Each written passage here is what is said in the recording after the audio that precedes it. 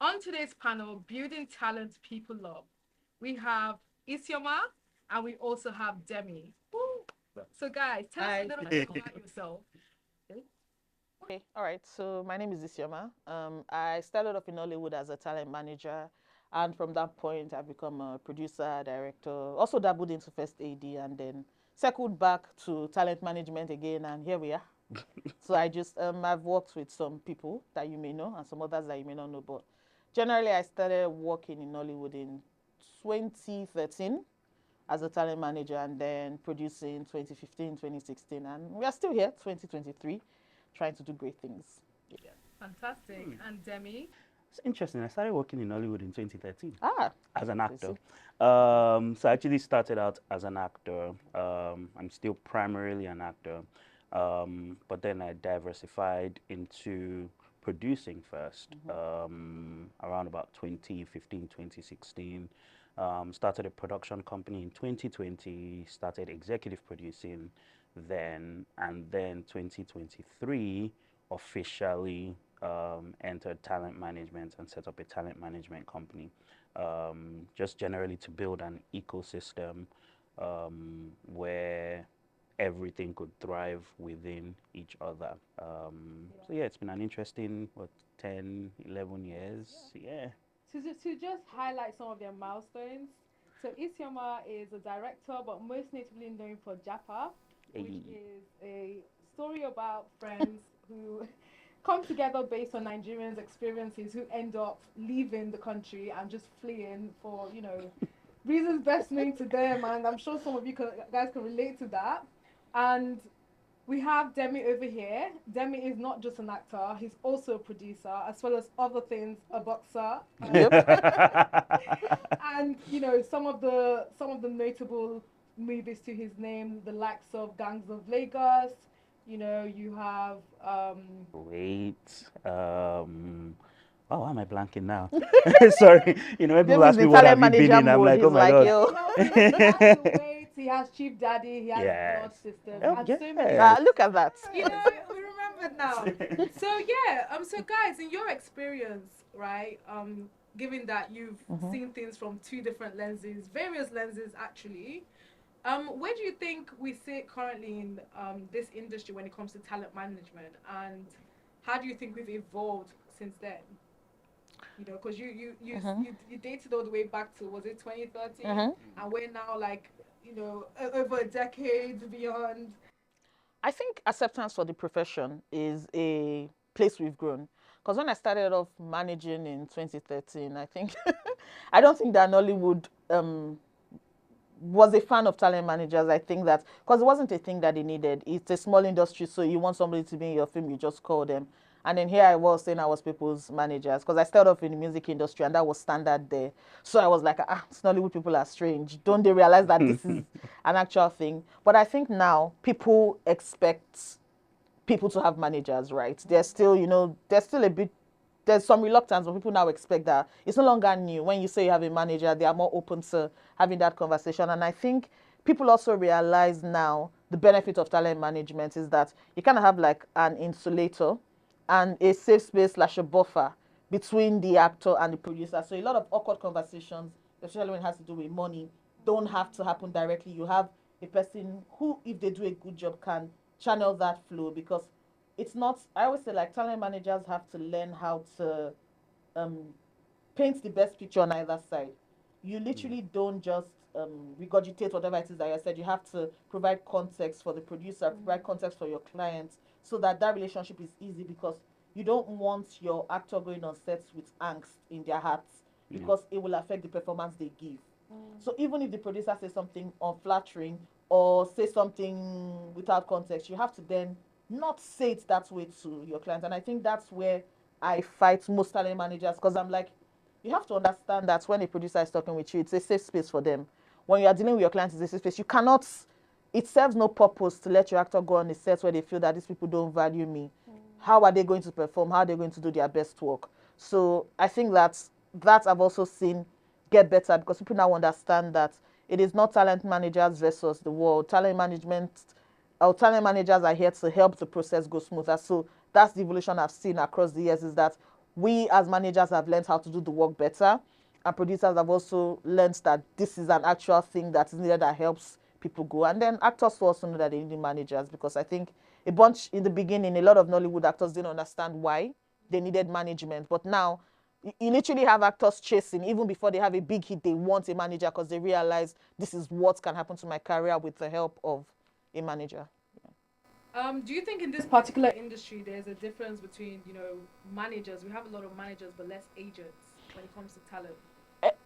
I don't think we are big enough for that distinction per se to arise, but I think it's a matter of your bandwidth, right? There are some people who don't have the bandwidth or the manpower for day-to-day management, because being a manager is very extensive. You are a mom, you are a life coach, you are a driver. Like, in fact, you are a secret agent, you have police plug. The things that I have had to do as a manager, I'm like, this thing is remaining small now. What is left, right? So in Hollywood, like, it's easy to have the clear distinction where you say, but here, because in Hollywood, managers are not expected to find work for their clients. But Nigeria is not that big. Nollywood is not that big. So I'm constantly pitching. The people in my network that I know are making stuff, like I put my guys inside it. So inevitably, managers will. So I don't. It exists. There are people that are only agents. They only get you gigs. But managers also serve that purpose too. So it's not really clearly defined, I think. I mean, I think in the way I make the distinction, agency is dating, management is marriage, right? So in our case, we serve as both managers and agents. So even if we're not managing you, we would also put you up for work. We'll also source work for you, because, like she said, the industry is still growing, so you can't quite make that much of a distinction. But again, it depends on what you can take on a personal capacity. Can you be responsible for somebody's whole life? Because that's what you are as a manager. You are responsible for their whole life. I have some talents who they don't know what they are doing tomorrow because I'm the one that is in charge of their schedule. That sort of thing. So do you have the bandwidth to be able to do that, or can you just be okay with sourcing work for the talent, keep your commission, and you move? Yeah. So what inspired you both getting into this industry? So not necessarily, of course, you said you started as an actor and then you kind of transitioned into other prominent roles. And I don't know your story in terms of, did you always be a director, or did you start, I don't know, on set, and then you kind of realize that, I prefer this particular type of role? So I grew up as a fan of Nollywood. Like, I was the designated video club renter for my family, right? So I used to go to the video club to rent the films. This was my job. And I mean, I was like 9, 10 when I took on this responsibility of, because I really love Nollywood and it's what I want to watch, that all of us must watch, right? And there are even times when I would rent a film and I remember I cried for help. After part 1, because I rented part 2, when I put, my mother was like, no, you can't be serious. As in this, haven't we cried enough? Because the film is very sad. But that was it. I just thought, okay, I don't know, in my head, because I was a child, I didn't think making films was a thing. I just would watch the films. I thought this was it. So I didn't think that there was a career path, right? And then I got into uni, studied medicine. But while I was studying medicine, I realized I really wasn't passionate about medicine. So I need to try to find a thing that I'm passionate about, because, I'm a big reader. So I'd read about, like, finding your passion and ikigai and all of those things, where if they wake you up in the middle of the night, what is the thing that, and I was like, it's not medicine. So what will I do? So I started thinking about, like, the things I loved doing as a child, because that was one of the things I read, that think about the things that you love doing as a child, and watching films, writing. I was like, okay, what do we do? So I started writing, because I just thought watching films is watching films. And then I started working in the music industry, and then I got exposed to Nollywood casually, and I was like, okay, this is actually a thing. And so I started managing in the music industry, and then I thought, okay, Nollywood, they have actors now. It's music, it's actor. Let me manage it, surely. And so that's how I got into managing. And then as for producing, it was one day, one of my friends was like, you look like you can produce. And I was like, is there a way they look? Because this was an actor friend of mine, right? I was like, is there a way they look? It's like, you look like, and me, I want to make a film. Let's make a film together. And we had never known, like, okay, they look like. I went on Google and I Googled, what do producers do? Like, okay. And it was hard, because, like, it is not easy, but it was the most fun I'd had in my life. And I realized, oh, wow, this is the thing that this really fits. And so that's how I started to straddle. And then I started directing because I realized I had a lot of opinions about what I thought things should be. And I wanted to see what my opinion would translate to. So it was a curiosity, right? Where I thought, okay, I have all of these opinions. Let me see what that translates like to directing. And so that's why I also started directing. And then managing, I just really wanted to manage people because I'm one of those people that likes to make, I think my calling is to try to make things easier for other people. I just thought it's so much easier for a musician to function because they have systems in place and there's a channel. But I felt like actors were lacking that. They had to be their own everything. And I thought I could help these people because I'm really big on enabling people, right? It's a thing that I realized that I'm passionate about, is enabling people to do their best work, right? And even with producing, you're enabling everybody to do their best work. So I just thought I could enable actors to do their best work if I take some of this burden off them. And because it's fine to go alone, but it's easier to go with someone, right? When you have a trusted ear that you can lean on and someone whose perspective, and it may be different, right? You guys may feel differently. Like there's one of my clients where we did a one for you, one for me situation. Because I'm like, I understand your desire to want to do these very niche things, but you also have to understand that the brand that you want to build, we have to do the very big things too. So we will do the niche. In return, you will do Big. So that was the argument. And after we do a big thing, we'll do a niche because it's also important to satisfy the thing that people want to do so that it's easier for them to then do the one that you want to do. So that's in a nutshell how I got into this. I think that's brilliant. Yeah. So I was going to say, do you think that there is a massive difference between, talent management in the music versus the film industry? Yes. Actors are a lot humbler. The actors are humble. Because I think the thing with musicians is that you are famous for being you, for being who you are. So there's a lot of the egos in the room they're massive, right? So musicians get really cocky real quick because you are a star and it's your name they are calling. But actors are the height of their glory. It's a character.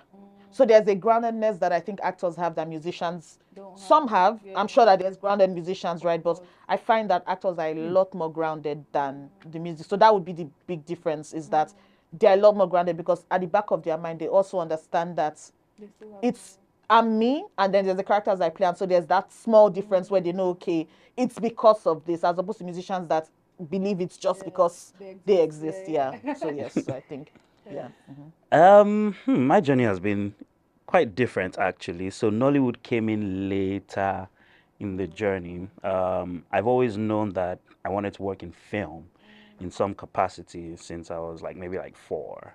I saw Jurassic Park and I was like, yes, I want to do that. So acting has just sort of always been there, church play, school play. But then going into university, I didn't realize I could actually study acting. I didn't know something I could study. But in the course of studying journalism, because I figure, that's a great way to be in front of the camera in a way that will please my parents. And it's respectable. So I was studying journalism, and then I figured, I can sneak film into this, and so my first degree ended up being journalism and film. And then I was about to go and study film properly. I was about to go into acting school, and then I had to come back to renew a visa, and that didn't quite, It's a 2-week trip that has turned into 12 years now, So that happened, and I remember being really upset about it. Nollywood was still not in my, but then I watched Giddy Up, and I was like, okay, this is, and then I was like, I have to be on this show. So Giddy Up now ended up being the first show I was on as an actor, and then I watched a few other, I remember I watched When Love Happens, I watched The Awakening, and I actually went to the cinemas to watch Nigerian films, and I was like, okay, this is, I'm liking this. So that's where my sort of love for Nollywood then started to grow, and I started to watch everything. And then I remember Wedding Party was a big one. Like when Wedding Party hit, it was like, okay, we can do this. I remember, Wedding Party, I think, I remember, because they didn't give, there were a bunch of auditions, right? Because a couple of my guys auditioned, and it was a lot of auditions over and over again.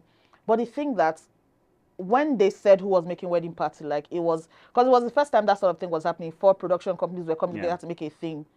I kind of just knew it was going to be big. And I remember the actor that I managed at the time that got in was Adesua, right? She did tons of auditions. Like they kept calling her back, and there were different pairs. You audition with this guy and then that guy, because there were a bunch of them in the running for Duni, right? And I remember the final audition. Maybe this was number 6 or something. And at this point, she's like, if they have not seen what they were looking for from auditions 1 to 6, I don't know why this will be the one, right? And we're shooting in a place that's really far away. And I'm like, don't worry, I'll come and get you. I will drive you to Ilupeju. This thing, my instinct tells me it's going to be big. So let it not be for a lack of effort on our part. If you don't get it after this, at least we know we did everything, but it won't be because we didn't do what we could. And thankfully we made it, she did it, she got it, and it became the Wedding Party. And yeah, so that was the step now. I think for Nollywood was like, it's the one that made me say, okay. Yeah, I thought it was like a Marvel film at the point in time, because it was, I was like, Wedding Party was one that it actually made me say, okay, this is doable in a respectable way. You know, and so I continued on the journey as an actor, went to get my actor training, but then I noticed that I kept leaning towards production, you know, whether it was as a result of the skills I had, the networks I had, the things I had access to. So that's how production came into the picture. So I started a production company in 2020, and it was also a factor of the fact that as an actor, I was feeling underutilized as an actor. And I say it all the time that as actors, there are certain stories you want to tell. There are certain roles you want to play that nobody is going to cast you in. And so you just have to take a bet on yourself and make the film. And so that's sort of what got me into production. But then along the way, I also realized that actors came to me when they needed stuff, when they needed advice, when they needed somebody to negotiate for them, which was weird because I was really terrible with talking money for myself. But great at talking exactly. for other people. That's how I realized. That's how I realized. I was like, wait, I'm terrible at discussing money for myself, but I'm great at it with other people. So, you know, I would get on the phone and I would negotiate with people that I had no idea it was me they were talking to. So I remember that after Gangs of Lagos happened, one of the actors in Gangs of Lagos had approached me about managing him officially, and I was like, I don't know about this.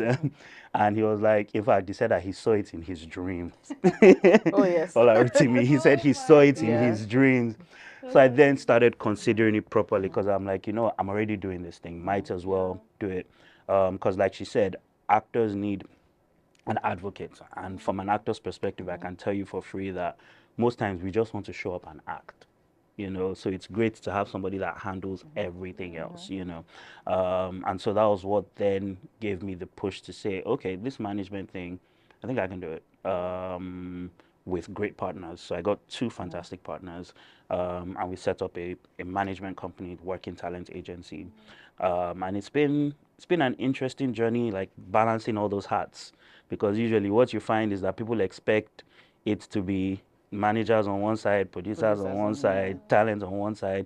But as someone who is on all 3, I try to see things from the perspective of all 3 parties involved and make sure that everybody is being treated fairly. You know, make sure that the talent is being treated fairly, the producer is being treated fairly, and me, the manager herself, I'm being treated fairly. You know. Talking about success stories, without biasness to any talent you've managed before, would there be any like top 3 actors, actresses that you can be like, yeah, we can really learn from these guys? Who would those be for you guys? From the folks we've managed? No, just in general. Like without biasness. You can see some folks you've managed, but without biasness to any of that. I mean, one for me has always been Robert Downey Jr. Oh, you went Hollywood. Oh, I thought we were going. No, Nollywood. Nollywood. Oh, Nollywood. You think you'll be that easy? Oh, that Robert Downey Jr. story. Like, no, that Robert Downey Jr. story is sweet because I need to. That's what his manager, his agent. I respect. You must find Nollywood. The person that got him that Marvel deal. I'm like, yo. Okay, Nollywood. I'll go first. I'll say Funke Akindele. right? I think because it's almost like Reese Witherspoon, right? Yeah. So actor transitions into producer that Yeah. creates massive and has massive success. So I think that Funke Akindele, in terms of the journey of, okay, I'm going to take my career by the leash, and because she has such a massive following, like her audience is primed, they just want to see her. So I think that that is a career that, you know, is fascinating in its own right. My second one would be Blossom, because I think it's a career that teaches contentment and understanding your place, because everybody wants to craft a career that is big lights, flashing lights. Every time you come on the road, people scream and shout, right? And to do that, there's a certain level of exposure in terms of social media that you must give, right? If you are a person who is extremely private, like say Blossom, you also have to understand that you are not able to do the things that Funke Akindele would do, but you understand your place in the industry where it's okay, I'll show up, I will do a good job.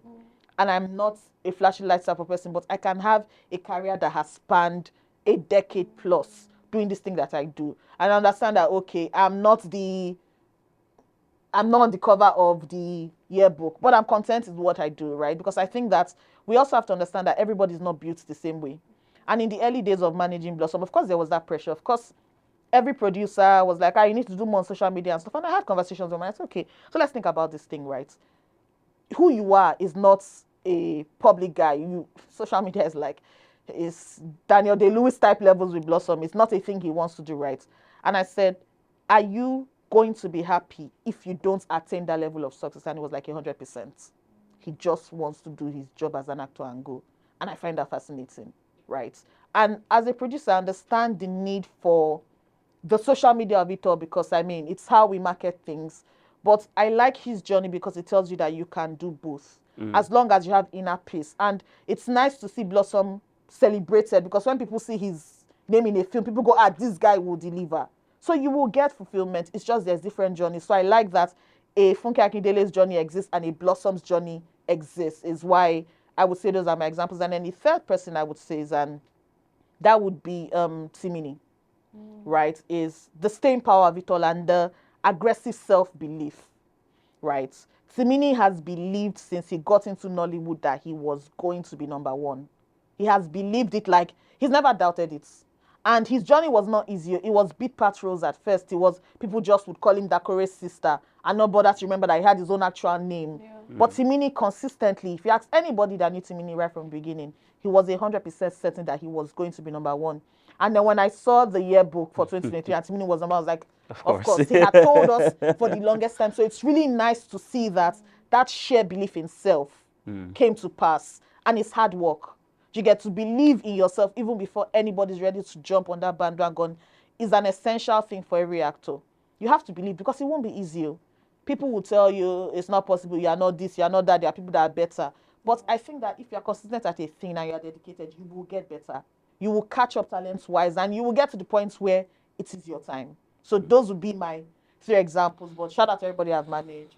Some of my favorite people are Osaje and Demi. But yes, those would be my 3 examples of Nollywood careers that I find very fascinating. Thanks for sharing, Demi. You seem like he's now ready. Yeah. That's I've been going back all and forth. Okay, so first I would go with Olarotimi Fakunle. Because one, I love a great underdog story. And the reason why I find Olarotimi's story so interesting is because it's a case study in resilience. I first encountered Olarotimi in 2013 in a stage play, and I was like, wait, who is this guy? You know, and in my mind, it had just been 10 years when we started managing him. It had just been 10 years. But from talking to him, you realize that no, it's been closer to 20 years. Like, he actually used to be, I think it was Shion Ajayi and Omomi Dada that were telling me that Olarotimi was their lecturer when they were in university. You know, so it's a career of over 20 years, and it just took one gig, Gangs of Lagos, that changed, like, because they say that there are years that ask questions, and then there's a year that gives you all the answers. You know, and so whenever I look at Olarotimi, I'm like, you know, if you if you stick with this thing long enough and you put in the work, it will make sense. My second is actually a tie with two people, because for me it's the same message on both of them. One is Funke Akindele and Lala Akindoju. Because when you talk about the art of pivoting, I think as actors, sometimes we put ourselves in these boxes that, okay, I'm an actor, that's what I'm supposed to do, you know. And for a while, I was in that box as well, where I'm like, okay, I'm an actor, I can't do anything else. But when you open up your mind to everything else you can do, you know, everything else you have the skills and the talent to do, you don't limit yourself. And especially if you're a very specific type of actor. I remember Funke Akindele saying one time that, look, they told her that she doesn't have the face, she doesn't have the body, and she was like, you know, I'm just going to do it for myself. And Lala is the same way. Lala is like, look, I'm just going to do it for myself. And even me as an actor, I look at it the same way. I'm just going to do it for myself. You know, so it's when you talk about taking a bet on yourself, I think those two people express that for me, and I find them very, very inspiring. And the third person, The interestingly, fourth person. no, the two were tied. They were tied for number I two. love it. How many people will be on the podium? No, they're only for. How many are on this No, podium? second place is two people. But the last person is Toby Bakri. And Toby's is interesting because it's changed my perception of the Big Brother guys.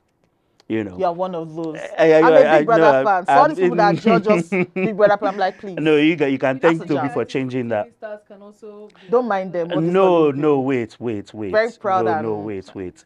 So back in the day, I used to have a thing with it because I'm like, look, I went to school. I went to go and study this thing.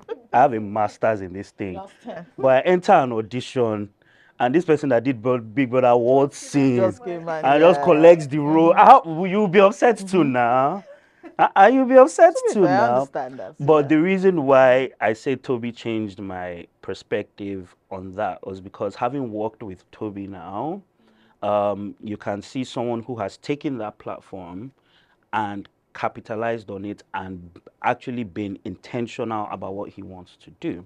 I remember when Jade pitched Gangs of Lagos to us and Toby was the lead, and me and Jade had a big fight about it, to the point where I was almost like, you know, I'm not interested if Toby is playing this role. Because I'm like, you're just going to give this big film to this Big Brother guy. He can't do it. You But know? it rhymes Big Brother, big film, big. You know? And Jade kept saying, Toby will surprise you. And he did. Not just in Gangs of Lagos, but I mean, we did a boxing film together. And to see somebody take that on for 1 year, 1 year of boxing training, to the point where he inspired me to actually continue on this thing. So for me, it just gave me the idea that, you know what, it's just a platform. It's what you do with it afterwards, and I feel like he has done phenomenal with it. I mean, there's no reason. I mean, it only makes sense that he's rated as one of the best. Like a lot of people forget he was actually in Big Brother, because now you rate him as an actor. So yeah, you can have it. You can have it both ways. Do you think we can replicate the success of some of these talents? So, for example, right, you mentioned, okay, Timini, right? He's, you know, he was very intentional with what he wanted out and the outcome he wanted out of his life, and it's obviously evident now. Do you think we can have the likes of more Timinis or like more Funke Akindeles? Like, how do you do that in this new age of, you know, acting and social media, I guess? I mean, yes, because if you even look at the next crop of actors, which is that YA bubble at the moment, right? A lot of those guys have now been doing this for 5-6 years. So they are literally on their 10-year journey. In 2-3 years, those guys are going to be the next Timinis, the next Funke Akindeles, right? So of course it's replicable. It's just a matter of getting in and staying consistent. Yeah. Because Rome isn't built in a day. And the honest truth is that there are, seasons with this thing, right? So you want to cast a 30-year-old woman, right? Because this is the lead in the role. The character looks 30. If you are 19 and you look 20, you're unfortunately too young for that role. But you will age into it. So you have to hang in there, right? But between being your playing age of 19 and 20, 19 and 30, you have to keep building, right? So it's replicable, because the thing is, they've all laid a path. Nothing is new under the sun. Even the examples we cite, you can trace Hollywood actors that have that path as well. So people always think you have to reinvent the wheel, but you actually don't. What you have to just do is like with social media now, when the Genevieves of this world started, they didn't really have Instagram or social media to, amplify that, but they still built careers, So new things happen and new things give you the tools, but the path is essentially the same. It's that, okay, I believe in myself, these are the steps, and you just ride the bicycle. I think there are a few talent that have, I would say they have a monopoly in terms of following. For example, Funke Akindele. There's a few, not Mercy Johnson. Yeah. Yeah. So do you think that with that, is there still an opportunity for people to gain that level of followership?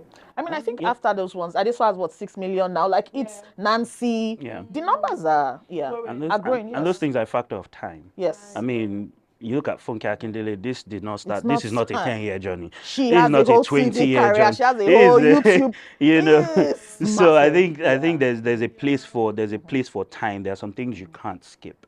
Like she said, just staying in there and also being intentional about what you want. Right? You need to be able to see the end from the beginning. You know, you need to be able to say, okay, this is where I'm going. It may not look like it right now, but I know that this is where I'm trying to get to, and these are the steps that I need to take to where I'm trying to get to, and just sticking with it. I had a conversation recently with Genevieve, who I manage, and I said, I realized that I need to have this conversation with you because it's in my head, but I'm not sure I've ever vocalized it right. I said, there are things I don't pressure you about or talk to you about because I've learned that is a factor of time. I don't talk to her about social media in terms of, oh, you must do this, you must do that. I don't, unless it's an influencer gig and it's paid and you have to post, I don't do that because I said it's a function of time. As long as you continue to do good work, as long as those films continue to come out or those TV shows continue to come out, your followership is the thing that grows. It's not like you just inject it and it grows in time. You are going to be here for a long time. So that's why I don't stress it. But I needed to vocalize it because it's one thing to think something in your head, but if you don't say it, because I know that it may seem like, because I've been doing this for so long that there are things that I don't talk about or there are things that I ignore, right? But it's also important that I tell people that I work with now that, okay, this is my approach to things, so that I'm like, the things that matter. What matters to me is that you get on set and you do a good job, and the director has flattering things to say about you, the producer has flattering things to say about you, and it's just a matter of time. So it's important to build your social media following, but some things are just a matter of time. If your reach is only 10,000 people at the moment, you only have 10,000 followers. But when your reach becomes 100,000, it grows. So I tell people, don't pressure, because there's a lot of, it's not overdoing. It's not bad, but there are people that you see aggressively, but you need to have something to build it on. It's easier to build when there's a big film out that is being marketed at that moment. There is substance to it than you are just randomly, constantly making noise. Yeah. Do you get? I mean, the way I approach social media and followership, I say it all the time. If you're in great projects, the followers will come. They will come. If tomorrow Marvel announced that Demi Banwo is the next Black Panther, 10 like, million followers, and I've not even shot the film. Overnight, And I've not even shot the film. And there are people I use as case studies for this thing. Funny enough, Genevieve is one of them. Because I remember the day Blood Sisters came out. I was actually with Genevieve that day. And her followers literally went from like 3,000 to about 150,000 overnight. Overnight. Same thing with Micah Folari. That's like the reality TV effect. Yeah, exactly. pretty much, So my thing is be positioned for great projects and do great work in them, and the followers will come. Yeah, that's really fantastic. I was thinking, with box office sales, right? We've had a few great milestones, like Tribe of Judah. Yeah. Don't you think to some extent that, having the likes of that type of followership does equate to the numbers? A lot of credits has to go to Funke Akindele for A Tribe Called Judah, right? Because she marketing is points. She has like genius level talents as that, right? Yeah. Because there are tons of producers that have attempted what she has attempted and they've tried to stack the deck, right? But she stacks the deck and is able to maximize the deck, right? She has this way of releasing content that feels relatable and people are pining for the next one, right? So, of course, the actors in The Tribe Called Judah, a lot of them have a sizable following. But A Tribe Called Judah improved upon that. For instance, say an insider already has a sizable following, her crowd knows her as who they know her as, and then they see her in A Tribe Called Judah being completely different. And it's like, and she gets introduced to a new audience, and even our audience gets introduced to a Funke Akindele audience. So almost like a blend, right? So it's not one without the other. I think it's a harmony of stuff. Everybody in A Tribe Called Judah, I think, is blessed to be in it. Yeah. Right? Because it's a film that was hugely successful. And when you're in a successful film, it's much easier than when you are begging people to come and Yeah. watch. So Yeah. even as an Yeah. actor, you want to be in those sorts of films because it's bigger. It's easier to do the marketing load. You go to cinemas and people are not telling you, I don't watch Nollywood. They're like, Yeah. you're I in the want to film. watch. I want to watch the film. So it's a mutually beneficial relationship. And I think you also have to give credit, because it's one thing to stack the deck and then the film is not great. You know, so you also that have to happens give a lot. exactly. You also Yeah. have to give credit to the fact that it was a great film. You know, it's the kind of film that even as an actor, you carry it on your chest. You carry that I was in this film and I'm proud to, because there are some films that, I mean, I haven't been in any of them, but there are some films that you do and you're like, perhaps maybe the hard drive should crash on the way, you know. But you have to give the credit that I think it's a factor of a bunch of different things, from the marketing to the fact that the product itself, the film itself, was actually great. And the fact that you have a great cast in it is like the icing on the cake. And you know? they all leaned in, to be very honest, because it can still be a great film and some actors don't lean into that. Yeah. They just think the film, well, it will do what it will now, it will make the billion and I'm sure inside it. But the interesting thing about that cast is that they all leaned into it. Yeah. They were aggressively posting stuff. They were aggressively showing up at meets and greets. They were surprising the audiences.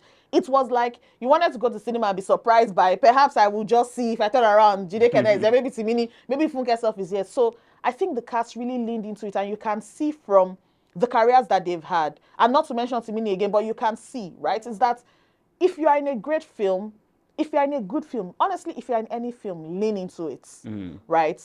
The remove thing actors do where you're already in the film. Your face is in the poster. Your name is on the film. People are seeing this film.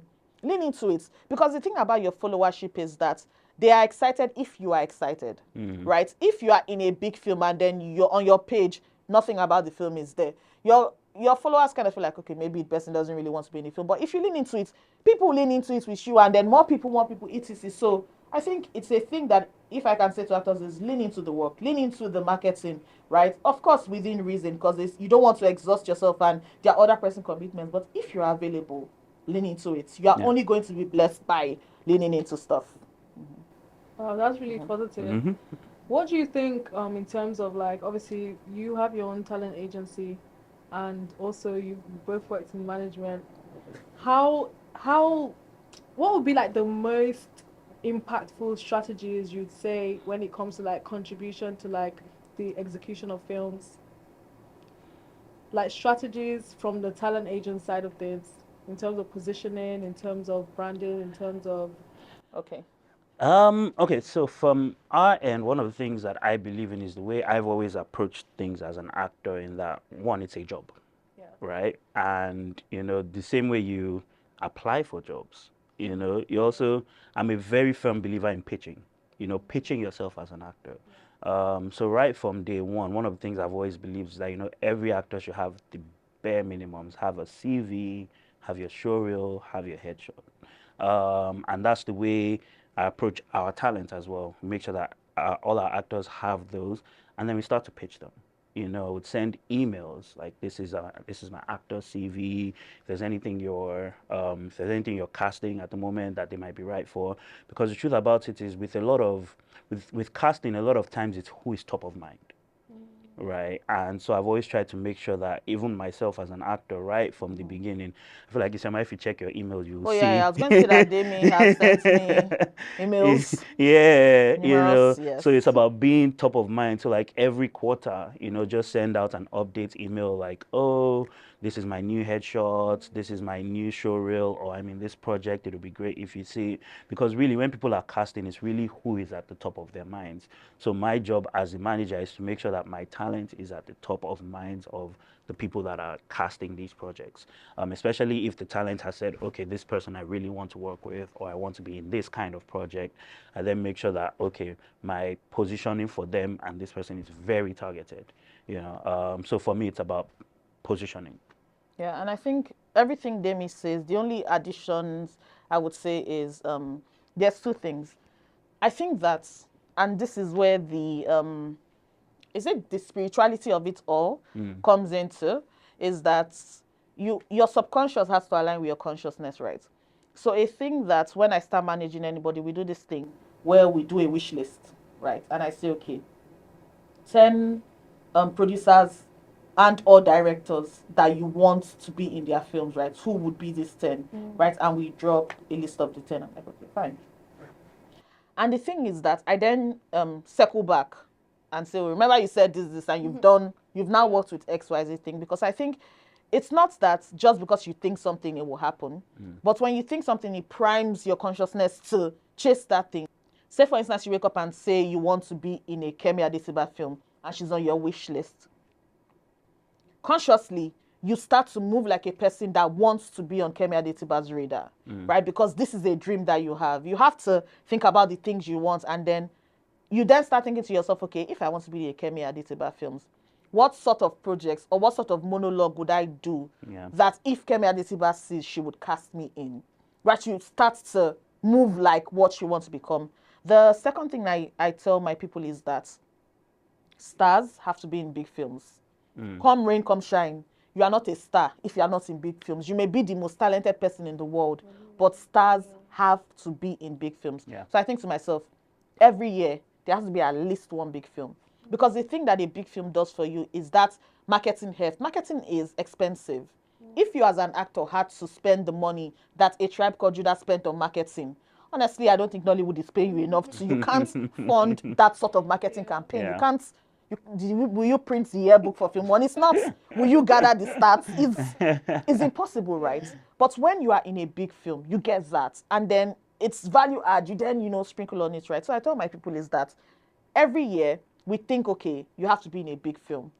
Once we have clocked what we think is a big film, everything is a bonus on top until the next year, because it needs to keep you hungry. Stars must be in big films. It's also the way you think about things, is that okay, you want to be a star and you are not in any big film. It's not really so those are the two things I would add, is that you have to consciously shape the journey you want and realize that you are not a star if you are not in big films. So every year you need to keep thinking, what is the one? What is the next one? Because you are really only as good as your last gig. And I tell my guys that above everything all, the audience can feel how they feel, but the person that will give you the next gig is the producer or director that you worked with, that has flattering things to say about you. So because the audience doesn't know until they see the film, but you worked on a set and the director just thought, wow, this person is amazing.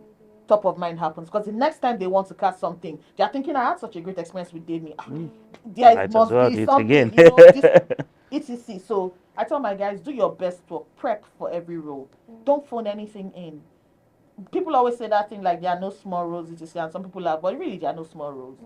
Because even if you look at a film like A Tribe Called Judah, aside from the 5 boys, everybody was memorable. And when you break it down, some people had like 3 scenes, 5 scenes, but the rest of the ensemble cast was really memorable. So imagine if somebody approaching thinking it's a small role. I'm not one of the Judah boys. Why am I killing myself? They just said we should come and you come and go. But so everything is a chance to leave a mark in the mind of the producer, director, and the audience. So be 100% committed to that thing. Leaning is like my favorite. My guys like leaning.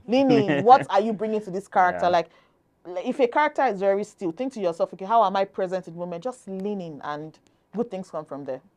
I think that's great. You mentioned big films, right, and how that shapes, people's careers. So would you say, I was mentioning we were in the age of YouTube, where a lot of people, they shoot on YouTube, and it's a method of distribution. If you're not on the Netflix or the Amazons or the other distribution, you're on YouTube.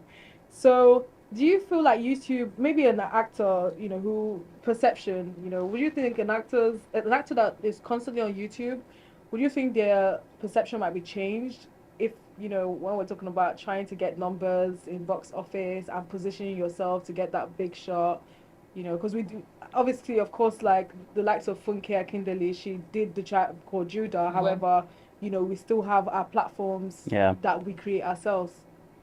I think it's the thing about YouTube and where it's at now is that I think it's really fascinating to watch that evolution, because what YouTube now is what we had like Iroko, the TV films, right? And those TV films existed almost like a training ground / a priming for actors to then go into the cinema films of this world and the Netflix originals, because they were where you could hone your talents without too much pressure, right? So now it's it's interesting, it's changed, right? YouTube now doesn't really feel like a feeder. It now feels like a standalone thing on itself, right? And it's taking some getting used to. But my small challenge with YouTube is because aside the data, it's essentially free. So the audience doesn't have to do too much to consume YouTube, right? So it's hard to see how that translates to when the audience has to do a lot, especially given the economy, right?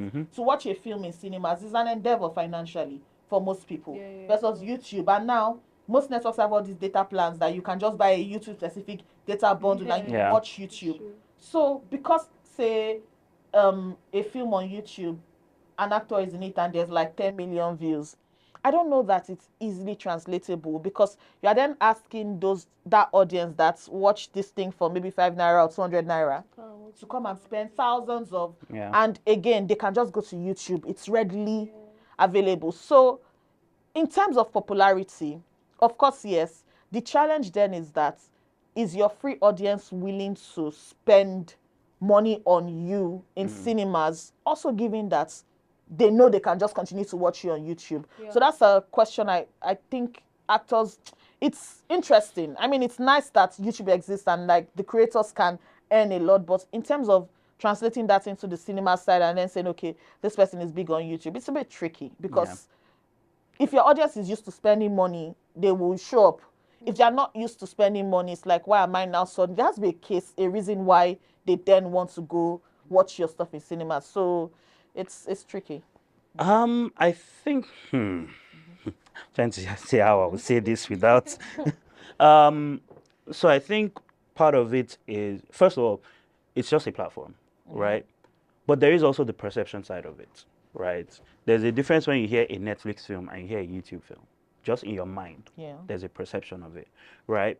And from the talent perspective, for me, it's about knowing what you want and going after that, right? If you say, like you said, if I say I want to be in a Kemi Adetiba film, or I want to be in a Netflix original, right? There's a positioning for it, you know? And I think that, again, YouTube is just a platform. It's about what you put on the platform, right? Just because it's a film on YouTube doesn't mean it has to be a bad film, you know? And I think that the translatability of being a star on YouTube, does it translate over into box office success? I don't know, because like she said, there's a difference between when you're watching it for free and then you have to go to the cinema, fuel for the cinema, or Uber to the cinema, and then pay cinema ticket, and then buy popcorn and buy drink in our economy. The question is, if I put this YouTube star in this film, does it translate over into box office success? That is yet to be seen. But the way I look at it is, it's all a platform, right? Know what you want, know the platform you want, and go for it, and position yourself for it. That's really interesting. Thank you so much for the thoughts. I think it will be interesting to learn more about like where we see long-term sustainability, you know, with talent management, given that, for example, you know, in this age of innovation, the digital age, right? In Western cultures, you have casting networks. So you have, you know, even digital platforms where you can literally just register and then within 1 week you have your first role, right? Obviously, we in Nigeria or in Africa, we have the likes of casting NG, casting NG, and there's a few others like Booking Africa. There's a few other ones, right? Where would you see, do you think that there's potential in terms of us using innovation to, you know, just grow as an industry in terms of talent management? And how will people take to that? No, I think definitely. Again, one, we're a very young industry, right? And all these other innovations in other industries took time to get to.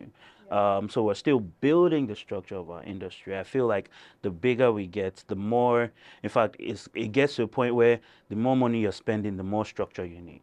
Let's put it that way. And some of these things you mentioned are actually part of that structure, where you can go and find casting notices. The more active our guilds become, because I mean, in other climes, you have things like equity and you have things like SAG, where you actually even need to have management to be able to access certain kind of work. So I think the more evolved our industry becomes, which is a factor of time and the effort of it, the more evolved our industry becomes, the more the need for talent management will be there, because we're going to get to a point where all an actor needs is that one big job. Right, you need that one big gig that just shoots you into the stratosphere, and then you need a team to be able to manage that, right? So the more we evolve as an industry, the more the need for talent management will be there. Yeah, I think even with the casting agencies and the digital platforms, right, that do all of this stuff, it's also a feeder system into Nollywood, right? Because I mean, if you want to have a Timini in your film, it's not you wouldn't go and look for him on cast and like he's already blown. But if you're looking to find new talent, that is where you would go, because their job is then to find the new talent, the untested folks, and then it helps you see, because imagine if every producer had to see 500,000 people every single time. It's tedious. It's not easy. So those channels serve as, platforms, and Nollywood is still it's still very small. A lot of stuff is self-cast by the producers or the directors, and yes, some casting agencies, but the bigger we get, where you're as big as Hollywood or you're as big as Bollywood, you can afford to then pay off people to handle these things. So, because I think a reason why a lot of things are cast by the owners of the project themselves is because financially they're not able to pay for a bunch of these things. So a lot of stuff, of this stuff is in-house. So versus Hollywood, where it's standard to get a casting director to cast stuff, because the money exists in the budget to do all of those, and the industry is big enough to accommodate it, and etc. Yeah. I was going to ask, do you think we might get to a point where producers might use online casting? Because that's, I've seen loads of scenarios in other cultures where, like Western cultures, where, someone gets the role and all they had to do was literally upload a video on Dropbox or, just use a digital platform. Yeah, for sure. I mean, producers already even do this. Open calls all the time, and yes. Exactly, and I think one of the things that COVID did, because I think since COVID, we haven't really had in-person physical auditions like that. So a lot of auditions I've seen are online. A lot of self-tapes, sending exactly. a tape, etc. And that's on all levels. So both the big productions and the small productions, I think. Because I mean, even for sustainability of an industry, you can't use the same people every time. Yeah. You also have to think about the funnel and the next generation of stuff. So you constantly want to inject new talent. And the new talent is not in your network. You've used everybody in your network. So you have to open up to world unforeseen, to then because an industry needs to be sustainable, right? Because even if you say, okay, based on where Timini is, that I really want him to be in my film, he can't be in every film. There's only so many films he can be in a given year. You need to have more, right? Funke can't be in every film. You have to have more. And so as an industry, we also have to keep thinking about how new stars get in, and you want to, it's like Hollywood, right? I always think about Dakota Fanning, right? And how she was a young kid in Man on Fire with Denzel. They do those things quite consistently, where they introduce new blood. It's like star vehicles, right? Yeah. And they surround them with established stars. And just being in those star vehicles gets your new talents to be bigger, like etc. So you constantly have to keep thinking, star vehicles for upcoming people. What can we do to keep? Because you want to have this pipeline continue to grow. You can't only work with 10 people. It's impossible for Nollywood. It's not sustainable. Yeah. Lastly, what would you say are some of the lessons that we can learn from just some of your experiences overall with talent management, especially given the broad spectrum of different, I'll say, hats that you have both taken? So I think for me, my biggest lesson, or at least the biggest lesson I would say, is that it's not a fight. It's not a fight. It's my job as a talent manager, is to make sure that everybody is being treated fairly.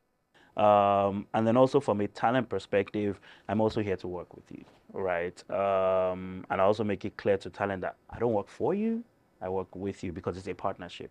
You know, we're working together. You are the company, right? We're building this company together. We're partners in this. So all across board, it's a partnership. That's brilliant. I think my biggest lesson, and this is to talent managers and to actors, is, well, especially talent managers, that you have to care, right? It's a very personal business, right? For all the professionalism in management, it's very personal. You have to actually care deeply about the person that you are managing. And sometimes it may not work out because relationships don't always work out. And sometimes you might be burnt and it ends badly, right? But we have to understand that when it ends badly, you drop that baggage, you move on to the next one, but you still have to care. It has to be important to you that your talent is okay, right? And then I think on both sides, managers and actors, we have to give each other grace. No one is perfect. No one starts off knowing exactly what they should do. People make mistakes. Sometimes you speak out of turn, sometimes you speak out of anger, sometimes your hands are full and you drop the ball. But you can't associate malice with the things that happen, right?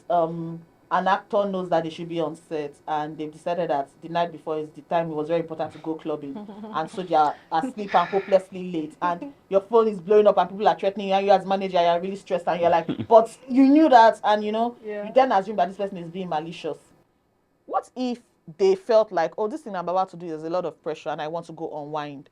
It's a reckless decision to go to the club, but maybe that was where it was coming from, right? So give each other grace, right? And then you as an actor, okay, you feel that your manager should have been more on the ball on this thing, but rather than holding on to the resentment, speak, right? That's a thing, that's communication. You have to say, this is the thing you did, this is how I feel about it. It's not an accusation, so that the other person can say, oh, I get that, but that wasn't my intention and I'm sorry you feel that way, and let's see how we can do better. Okay, next time this is how I'll communicate. If I just can't, if you try to reach me and you can't reach me, I'm probably caught up, I will, It's giving each other grace, it's care, and it's a very deeply personal relationship. And that's how I think everybody should think about management, is that it's deeply personal. You have to be on the same side. Like Demi said, you're a company. And if it doesn't work out, it doesn't work out. It's not the end of the world. And management breakups can be quite painful, and it can be, sad and annoying and frustrating for each person. But I've tried, because I've had many breakups. Like I've only mentioned, I think 3 people that I've managed, but I've managed a lot of people, right? And not all of those relationships ended well.